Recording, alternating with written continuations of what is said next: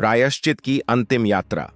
वाराणसी के एक पुराने मोहल्ले में एक धनी लेकिन घमंडी व्यापारी विनायक शुक्ल का देहांत हो गया।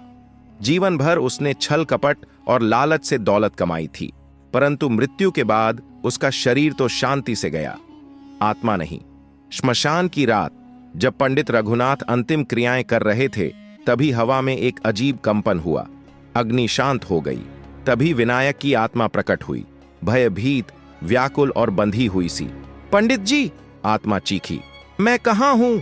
ये अंधेरा, ये घुटन। पंडित रघुनाथ, जो वर्षों से गरुड़ पुराण का पाठ करते आए थे, शांत रहे।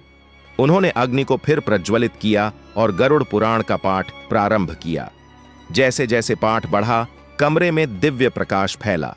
प्रकट हुए गरुड़, विशाल पंखों वाले देवदूत, जिनकी आंखों में करुणा और चेतावनी दोनों झलकती थी।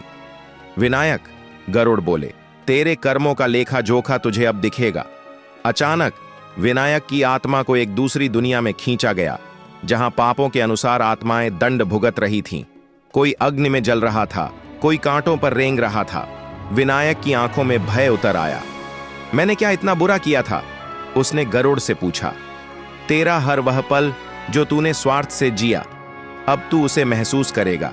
तूने गरीबों को लूटा, सच्चों को झूठा कहा और धर्म को दिखावे में बदल दिया। विनायक रो पड़ा। जब वे पुनर्नरकाव पहुंचे, जहां आत्माएं अपने पापों को बार बार जीती थीं, विनायक टूट गया। क्या कोई उपाय है? उसने करुणा से पूछा। गरुड़ बोले, एक उपाय है, सच्चे प्रायश्चित का। अपनी गलती को स्वीकार और उसे समझकर आत्मा को शुद्ध करना। यमराज की अनुमति से तुझे एक मौका दिया जा सकता है।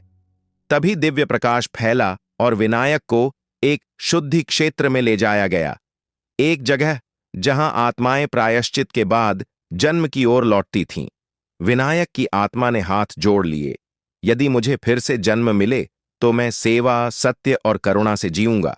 पंडित रघुनाथ ने देखा, विनायक की चिता की राख से धीमे धीमे धुआं उठ रहा था, लेकिन उस धुएं में गंध थी, चंदन जैसी, शुद्ध। यह संकेत था कि आत्मा ने रास्ता पा लिया। गरुड़ पुराण केवल मृत्युलोक की कथा नहीं, बल्कि जीवन को दिशा देने वाली चेतावनी है। जो मृत्यु से पहले सीख ले, वही जन्म के चक्र से मुक्त हो सकता है। अगर आपको यह कहानी पसंद आई तो इस वीडियो को लाइक करें, शेयर करें और हमारे चैनल को सब्सक्राइब करना न भूलें।